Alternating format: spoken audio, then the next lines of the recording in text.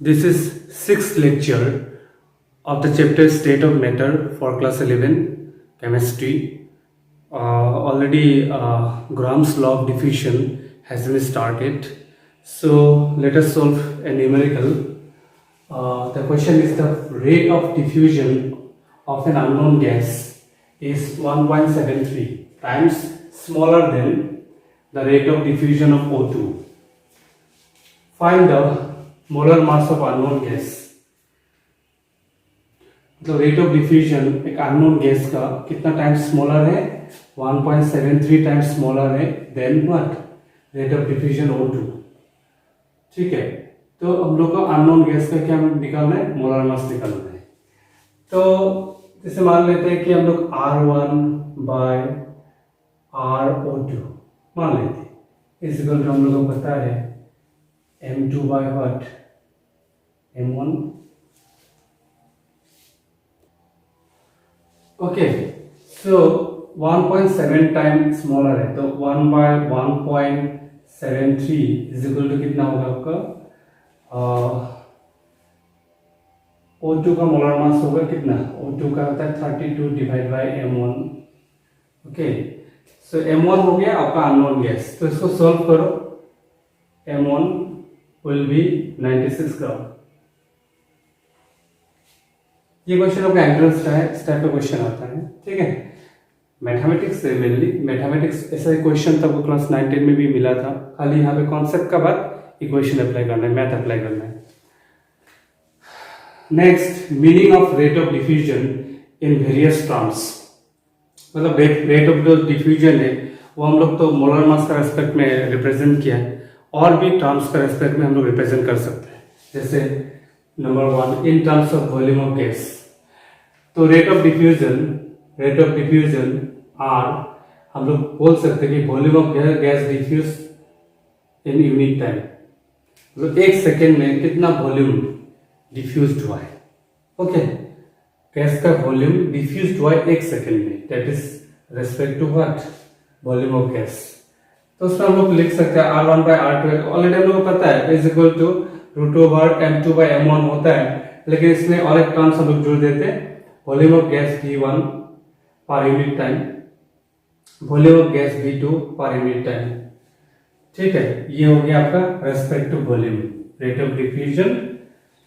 दो गैस का रेट का रेशियो, वॉल्यूम कितना डिफ्यूज हुआ है पर यूनिट टाइम में, उसका रेशियो है। ठीक है, सेकेंड नंबर है इन टर्म्स ऑफ डिस्टेंस ट्रेवल। तो रेट ऑफ डिफ्यूजन R को हम लोग डिस्टेंस का रेस्पेक्ट में हम लोग डिफाइन करेंगे, डिस्टेंस ट्रेवल बाय गैस पर यूनिट टाइम। मतलब एक सेकेंड में गैस कितना डिस्टेंस ट्रेवल किया है।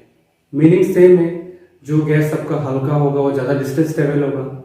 ठीक है, तो उस रेस्पेक्ट में हम लोग क्या लग सकते हैं, R1 by R2 is equal to D1 by T1। मतलब पहला गैस का rate of diffusion in terms of distance divide by second गैस का distance travel per unit time is equal to, वो तो सेम ही है। ठीक है, तो ये भी आपका जरूरत होगा डिस्टेंस का रेस्पेक्ट में। फिर number 3 in terms of moles. मतलब एक सेकेंड में कितना मोल्स डिफ्यूज हुआ है। ठीक है, एक सेकेंड में कितना मोल डिफ्यूज हुआ है, rate of diffusion in terms of mole. एक सेकेंड में, इन 1 second the number of moles diffused. Distance का रेस्पेक्ट भी क्या है, एक सेकेंड में कितना डिस्टेंस ट्रेवल हुआ है। और पहला नंबर क्या था आपका, वॉल्यूम, एक सेकेंड में कितना वॉल्यूम डिफ्यूज हुआ है। तीनों का मीनिंग क्या है, ऑलमोस्ट सेम है, अलग अलग टर्म्स पे डिफाइन है, but meaning is what, same. तो इस केस में क्या होगा, R1 by R2 is equal to N1 by T1 divide by N2 by T2 is equal to, ये तो सेम है। तो ये टर्म्स आपका मेनली इंपॉर्टेंस है in respect of what, entrance. 20 ml of helium gas diffused in 5 seconds. Find the volume of O2 diffused in 10 seconds through same hole. तो ये question जो दिया है वॉल्यूम के रेस्पेक्ट में दिया है, तो हम लोग क्या करना होगा, ऑलरेडी हमको मालूम है, V1 divide by T1 V2 by T2 is equal to कितना है, M2 बाय M1। ठीक है, इसमें हम लोग ऐसे भी लिख सकते हैं R1 बाय R2। इसकी जरूरत नहीं है हम लोगों का, वॉल्यूम का रेस्पेक्ट में दिया हुआ है। तो हीलियम को हम लोग V1 मान लेते हैं, तो V1 20 ml, मतलब 20 बाय कितना होगा 5 सेकेंड में डिफ्यूज होता है।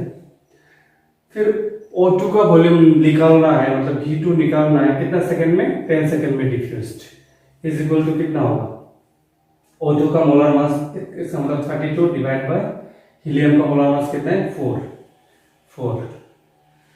सो 20 by 5 means 4, V2 by 10 ऊपर चला जाएगा, मीन्स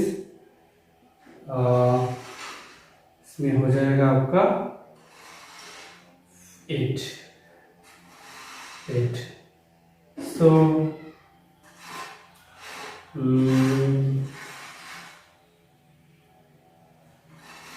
V2 1 है ना, so V2 into root 8 is equal to 40. So V2 कितना हो जाएगा 40 by root 8। ऑप्शन दिया रहेगा, जिससे आपसे दिया रहेगा उसे आप सबको सोल्व करना। अगर इसी यही अगर 40 by root 8 दिया रहे तो उसी को टिक लगाना है, और सिंप्लीफाई भी करके दे सकते हैं, वो तो calculation up to you. Next question, 24 gram of hydrogen H2 diffused in 5 seconds. Find the mass of O2 diffused in 10 seconds. So, same rule. 24 gram of H2 diffused in 5 seconds. Find the mass of O2 diffused in 10 seconds. अभी देखो ये question मोल का aspect में दिया हुआ है, तो इसमें कितना मोल होगा, हाइड्रोजन का 2 ग्राम है, तो 24 में कितना मोल होगा 12 मोल। 12 डिवाइड बाय कितना होगा आपका 5 सेकेंड। नीचे होगा आपका O2 का मोलर मास कितना है 16 ग्राम। 10 सेकेंड में मूवमेंट होता है, तो हम लोग लिख सकते हैं गिवन मास तो दिया नहीं है, उसी को निकालना है बाय 32। O2 का मोलर मास 32 है, O2 है ना, 16 सिंगल होने से 16 है, O2 मीन्स 32 डिवाइड बाय फिर कितना होगा 10। Actually given by molar mass moles है, मोल्स थोड़ा सा टेक्निकली दिया हुआ है, एंट्रेंस का क्वेश्चन है, ठीक है। यहाँ पे तो ऑलरेडी मैंने हाइड्रोजन के लिए सॉरी हीलियम का ऑलरेडी हाइड्रोजन का H2 का 2 ग्राम होता है मोलर मास 24 ग्राम गिवन मास से, तो 12 मोल ऑलरेडी है। 12 मोल by time N1 by T1 था ना, सो N2 by T2। N2 तो हम लोग नहीं निकाल सकते क्योंकि गिवन मास नहीं है, तो उसी को निकालना है। तो मोलर मास हम लोग को पता है इज इक्वल टू कितना होगा रूट ओवर O2 का है 32 divide by how much, divide by 2। Hydrogen का 2 होता है, तो इसको सॉल्व करने से आपको m मिल जाएगा। सब नोन टर्म से खुद सॉल्व करके देखो, ये सब नोन टर्म से, एक अननोन टर्म से m you will get the m। थोड़ा सा और सिंप्लीफाई कर देता हूँ, तो ये हो जाएगा आपका 12 by 5 divide by 10m by 32 is equal to 16 root 16 means 4। So we can write 12 by 5 is equal to 32 into 32 by 10m is equal to 4। So काटने से काट के सिंप्लीफाई करो, ऐसा होगा 50 200m। 200m is equal to 12 into 32, तो m is equal to कितना होगा 12 into 32 by 200। So m will be 1.92 gram।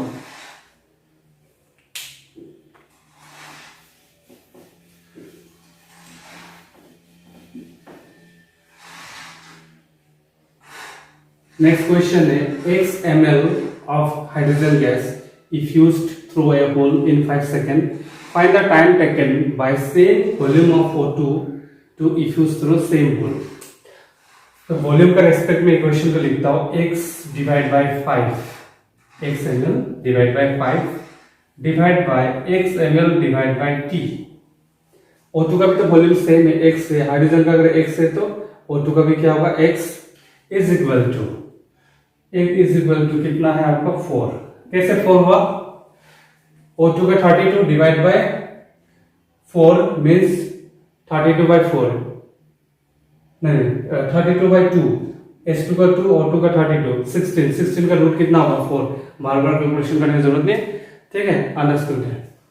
So in this regards हम लोग क्या लिख सकते हैं, x by 5 into t by x, x cancel is equal to 4, it means t is equal to कितना होगा 4 5 से 20 second. Very very simple, 20 second. इस टाइप का क्वेश्चन तो मिलता है एंट्रेंस में।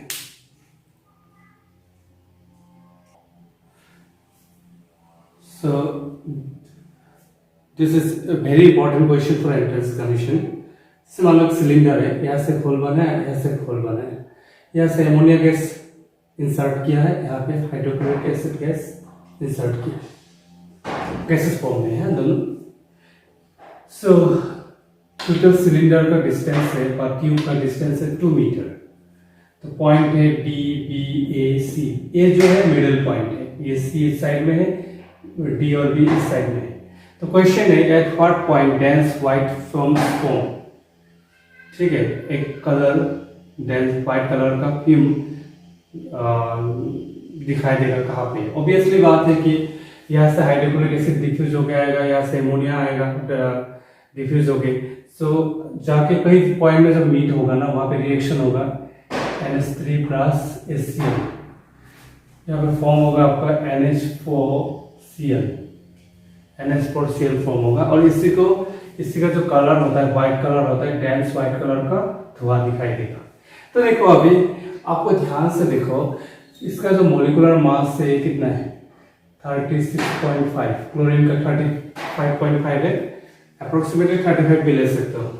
हाइड्रोजन का 1 है तो क्या कितना होगा 36.5।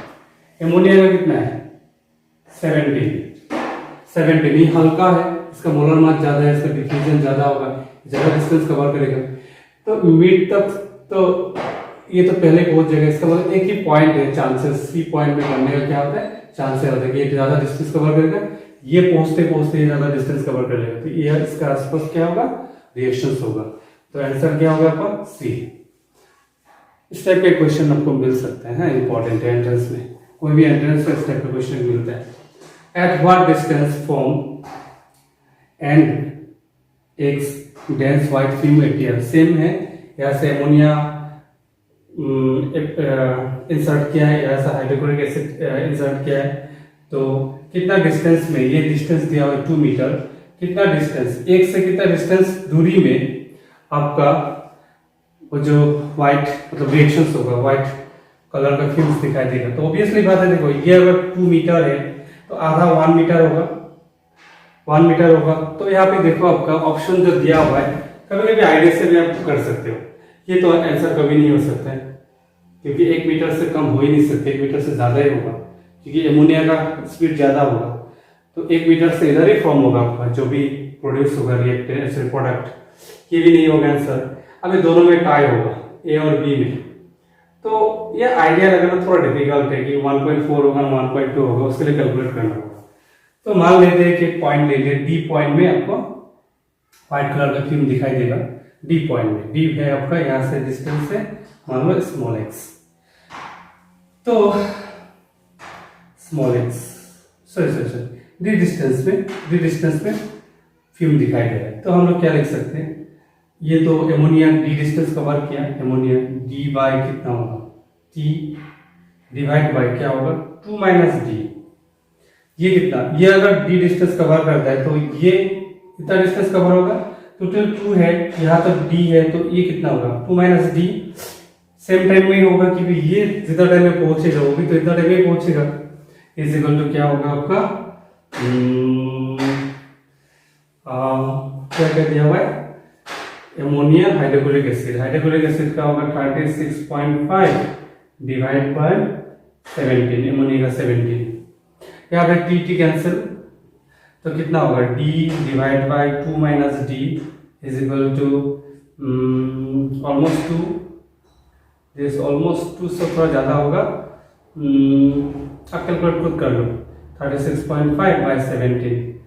तो ये जो आएगा ये सोल्व करने से एक अननोन क्वांटिटी d सोल्व हो जाएगा, सो d का वैल्यू आएगा आपका 1.2 metre. B is the right answer. तो 2 पैटर्न का क्वेश्चन दिया हुआ है, दोनों में से एक आने का चांसेस है, लेकिन क्वेश्चन तो कुछ भी पूछ सकता है, आपको क्या करना है, कॉन्सेप्ट कैरी करना है। सो एक होमवर्क करना, सिमिलर क्वेश्चन है, यहाँ से हाइड्रोजन गैस इंसर्ट हुआ है, यहाँ से O2 गैस इंसर्ट हुआ है, टोटल क्यूब का जो लेंथ है 5 मीटर। तो क्वेश्चन है at what distance from end X first drop of liquid appears। यहाँ से जब हाइड्रोजन जाएगा इस पॉइंट से कितना दूरी में first drop of liquid form होगा, मतलब हाइड्रोजन और ऑक्सीजन रिएक्शन में क्या होगा, वाटर फॉर्म होगा। तो वाटर फर्स्ट ड्रॉप कहाँ बनेगा, ऑब्वियसली बात है कि हाइड्रोजन हल्का है, ये ज़्यादा दूर कवर होगा, और O2 हैवी है तो कम दूर कवर होगा। तो आधा होने से 2.5 में तो नहीं होगा, इधर होगा, इस साइड में होगा, 3, 4 इस टाइप के होगा। तो ऑप्शन दिया रहने से तो आराम से थोड़ा अप्रोक्सीमेट लगा सकता है, लेकिन कैलकुलेट करना होगा। तो आप देना कि एक पॉइंट ले लेना, डी डिस्टेंस में होता है, तो डी बाई कितना होगा, एक टाइम होगा T divide by D minus 5 minus D divide by T is equal to कितना होगा आपका 32/2, इसका मतलब 4। आराम से सोल्व हो जाएगा, आंसर इसका शायद 4 मीटर के आसपास आएगा, कैलकुलेट करना। हाँ, अभी हम लोग जितना भी ग्राम लॉ ऑफ डिफिनेशन के बारे में पढ़ा था ना, सब में हम लोग क्या मान के, कांस्टेंट मान के चला था, pressure, area of the hole, temperature. खाली एक ही चीज वेरिएबल होता है, मोलर मास। अलग अलग गैस का मोलर मास अलग है, जो गैस ज्यादा हल्का है उसका रेट ऑफ डिफ्यूजन क्या होगा, ज्यादा होगा। Rate of diffusion, rate of, हम लोग 3-4 टर्म्स में डिफाइन किया है, distance cover by time, volume diffuse divide by time, फिर number of moles diffuse divide by time, ठीक है। लेकिन सब में हम लोग प्रेशर, टेम्परेचर और एरिया का जो होल का एरिया है उसको हम लोग क्या मान के चला था, कांस्टेंट। लेकिन जब IIT वगैरह में क्वेश्चन आता है, थोड़ा सा आपको 2 टर्म्स वेरिएबल कर सकता है। टेम्परेचर का कांस्टेंट दिया रहेगा, याद रखना, एरिया भी कांस्टेंट दिया रहेगा, कि ये दोनों वेरिएबल करने से काफी कॉम्प्लिकेटेड बन जाएगा। आपको 2 सिर्फ वेरिएबल बन सकते हैं, मास तो वेरिएबल होगा ही, प्रेशर भी वेरिएबल दे सकते हैं। तो अगर कॉन्सेप्ट है तो आप उसको भी सोल्व कर सकते हैं। यहाँ पे 1-2 क्वेश्चन सोल्व करना था, बट थोड़ा एक लेवल स्टेप हाई हो जाएगा तो कंफ्यूजन हो सकता है। जब फिजिकल क्लास होगा, हाँ, रियल क्लास स्टार्ट होगा after lockdown, then will discuss about that matter also. Next topic is kinetic theory of gas. Kinetic theory of gas, यहाँ पे कुछ एजम्पशन होगा। और एक बात याद रखना, ये जो काइनेटिक थ्योरी ऑफ गैस है, ये फिजिक्स में भी हम लोग को एक चैप्टर पढ़ना है इसके रिलेटेड, ठीक है। तो दोनों में काम आएगा, फिजिक्स में भी क्वेश्चन मिलेगा आपको एंट्रेंस में, और केमिस्ट्री से भी क्वेश्चन मिलेगा, तो इसको थोड़ा अच्छे से देखना। 100% वैलिड फॉर आइडियल गैस। जो ये थ्योरी एजम्पशन कुछ लिया है, पोस्टुलेट्स का मतलब है जिसको हम लोग प्रूफ नहीं कर सकते, लेकिन हम लोग मानते हैं कि हाँ ये करेक्ट है, but we can not proof, ठीक है। तो रियल गैस, आइडियल गैस क्या है कि मॉलिक्यूल का बेस में कोई अट्रैक्शन फोर्स नहीं है। तो अट्रैक्शन फोर्स नहीं होगा तो मॉलिक्यूल काफी दूर दूर में होगा, ठीक है। तो मॉलिक्यूल का वॉल्यूम गैस का टोटल वॉल्यूम के साथ अगर कंपेयर करेंगे तो हम लोग क्या कर सकते हैं, नेग्लेक्ट कर सकते हैं। ये पॉइंट को अभी समझ में नहीं आएगा, जब मैं उस टॉपिक में आऊंगा तब समझ में आएगा। खाली इतना मान के चलो, आइडियल गैस में मॉलिक्यूल काफी दूर दूर में है एंड इंटरमोलिकुलर अट्रैक्शन फोर्स 0 है। पर रियल गैस में रियली इंटरमोलिकुलर अट्रैक्शन फोर्स 0 नहीं हो सकता है, मॉलिक्यूल के बेस में थोड़ा होने से भी फोर्स होगा। तो जो रियल गैस के लिए ये पार्शियली क्या है, वैलिड है। तो कुछ एजम्पशन होगा, पोस्टुलेट्स होगा। पहला एजम्पशन है gas made of atom and molecule. Obviously बात है, जैसे मोनोएटॉमिक गैस है हीलियम, ये एटम से बना हुआ है। नियॉन गैस एटम से बना हुआ है, बट कुछ गैस जैसे O2 हो गया, N2 हो गया, H2 हो गया, सब मॉलिक्यूल है। कुछ गैस एटम से होगा, कुछ गैस मॉलिक्यूलर फॉर्म में होगा। तो ये पॉइंट आपको करेक्ट है। सेकंड है molecule of same gas are identical in all respect. मतलब जैसे O2 गैस है, O2 का हर एक मॉलिक्यूल का शेप, साइज, मास क्या होगा, सेम होगा। थोड़ा सा गैस से, उस गैस में बहुत सारा मोलिकुल होगा, सब मोलिकुल का शेप, साइज, मास क्या होगा, सेम होगा। Third point, molecules are constantly in random motion along straight line. Molecule लोग रैंडमली मूव करता है, रैंडमली मतलब इधर उधर उधर उधर मूव करेगा, बट ना तेरा वेरा नहीं, मतलब ऐसा नहीं स्ट्रेट लाइन में ही जाएगा, बट कोई भी डायरेक्शन में जा सकता है। एंड मोशन को हम लोग क्या मानेंगे, कांस्टेंट मानेंगे, कांस्टेंट होगा। Fourth point which is very very important, all the collision of gas molecule among themselves and with of container is elastic, very very important point. जैसे गैस मोलिकुल जब randomly move करता रहता है तो gas molecule का आपस में collision होगा और कंटेनर का वॉल में भी कोलिजन होगा। तो ये जो कोलिजन है ये इलास्टिक है, इलास्टिक कोलिजन आपको फिजिक्स में मिलेगा वर्क पावर एनर्जी चैप्टर में, कि कोलिजन, जिस कोलिजन में काइनेटिक एनर्जी लॉस नहीं होता है, काइनेटिक एनर्जी लॉस नहीं होता है, that collision is called elastic collision. लेकिन 99.9% कोलिजन इलास्टिक नहीं होता है, इनइलास्टिक होता है। ठीक है, जैसे कोई भी टक्कर लगता है, देखो ये बात को थोड़ा समझ लो, कहीं भी टक्कर लगता है, जैसे मैंने आगे टक्कर लगाया तो क्या निकला है, साउंड। तो इस कोलिजन में एनर्जी क्या हुआ है, लॉस हुआ है, तभी तो साउंड मिला है। कोलिजन में फाइटिंग होता है दो पार्टी के बीच में, तो फाइटिंग होता है तो पता चलता है फाइटिंग हो रहा है, आवाज आ रहा है, डैमेज हो रहा है। तो उस कोलिजन में क्या होता है, दोनों पार्टी का एनर्जी लॉस होता है। इसीलिए जो इंटेलिजेंट होता है ना, वो फाइटिंग में बिलीव नहीं करते, वो क्या करता है, आपका सुलझाना में बिलीव करता है। आपका भी अगर ऐसा नेचर है, एग्रेसिव नेचर है, वो आपके लिए बहुत हानिकारक है, लॉस होता है। लाइफ में कभी भी आर्गूमेंट फाइटिंग करके फायदा नहीं होता है, वहां पे दोनों पार्टी का क्या है, लॉस है। जहां पे एजुकेशन सही मिलता है, देखना वो स्टेट में पीसफुल माइंड होता है, फाइटिंग कम होता है। ठीक है, तो फाइटिंग से कोलिजन में एनर्जी लॉस होता है, लेकिन गैस मोलिकुल का आपस में कोलिजन जो होता है वो इलास्टिक है, एनर्जी लॉस नहीं होता है। लॉस होने से क्या होगा, वो गैस नहीं रहेगा, कुछ टाइम बाद पूरा एनर्जी लॉस करके वो क्या बन जाएगा, गैस हो जाएगा, सॉरी लिक्विड बन जाएगा, कंडेंसेशन हो जाएगा। Get a point. तो गैस मोलिकुल के बीच में जो कोलिजन होता है वो इलास्टिक है, वेरी वेरी इंपॉर्टेंट पॉइंट, नहीं तो गैसेस स्टेट में काफी टाइम नहीं रहना था। ओके, सो इसका काइनेटिक थ्योरी में और कुछ पॉइंट्स है जो नेक्स्ट वीडियो में डिस्कशन करूंगा। वीडियो थोड़ा लॉन्ग हो गया, वीडियो लॉन्ग होने से it's very difficult to upload. Okay, so ये जो यूनिट है मैं फिर से बताता हूँ, फर्स्ट चैप्टर यानी basic concept of chemistry, second chapter structure of atom यानी गैसेज चैप्टर। इसमें मैंने कुछ भी टॉपिक आपका सिलेबस में तो उसका तो टॉपिक मैंने कभी स्किप किया ही नहीं। इससे का अलावा आपका जितना जरूरत है बोर्ड लेवल में, उससे मैंने कम से कम 50% एक्स्ट्रा पढ़ाया रिलेटेड टू एंट्रेंस डिटेल्स। ये चैप्टर्स में जो 3 चैप्टर है जो रनिंग हो रहा है, वो चैप्टर्स में मैंने आपको और एक्स्ट्रा करके पढ़ने का जरूरत नहीं, कोई भी एंट्रेंस के लिए प्रिपेयर करो। खाली केमिकल बॉन्डिंग में मैंने 80%, बोर्ड का तो 100% पढ़ा दिया, एंट्रेंस लेवल में मैंने 80% पढ़ा दिया, 20% ऐड होगा क्योंकि वो चैप्टर में थोड़ा काफ़ी कॉन्सेप्ट है, तो थोड़ा डीपली जाने से डिफिकल्ट होता है स्टूडेंट का, मेरा एक्सपीरियंस से मैं बता रहा हूँ। तो इसलिए एक लेवल में पढ़ा दिया, उसके बाद जब फिजिकल क्लास होगा I will go through it. Okay, तो ये सब चैप्टर्स में अगर आपका कमांड आ रहा है तो बाकी आपका चैप्टर्स में भी फिजिक्स पढ़ते हुए बहुत आसान हो जाएगा। फिजिक्स में भी तो स्लो जा रहा हूँ क्योंकि फिजिक्स काफ़ी कॉन्सेप्चुअल है। कोई बच्चा क्या होता है, थोड़ा मैं जल्दी चला जाऊंगा तो आप लोगों को टफ लगेगा, लगता ही टफ स्टार्टिंग में, तो आप थोड़ा सा डिप्रेशन में आ जाएगा। तो केमिस्ट्री कुछ आगे बढ़ के तो फिजिक्स स्टार्ट करो, ठीक है, थोड़ा बेसिक बना लो।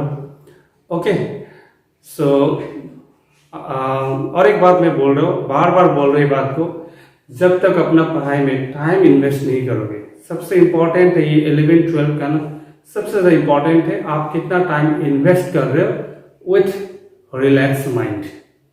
आप मैंने मेंटली कितना रिलैक्स होके आप टाइम इन्वेस्ट कर रहे हो। मेंटली रिलैक्स का मतलब है आपका पूरा का पूरा फोकस कहाँ पे, स्टडी में।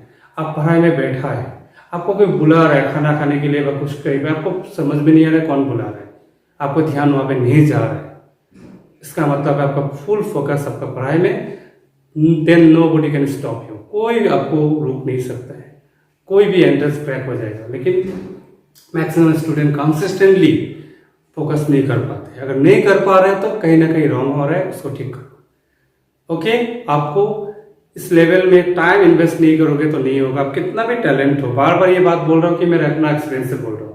जो भी स्टूडेंट को मैंने थोड़ा भी टाइम देते हुए देखा लास्ट एक्सपीरियंस पे, कहीं ना कहीं उसको अच्छा करियर दिख रहा है। अगर टाइम नहीं दिया, कोई भी टैलेंट हो डाइवर्ट हो गया तो खत्म। Okay fine.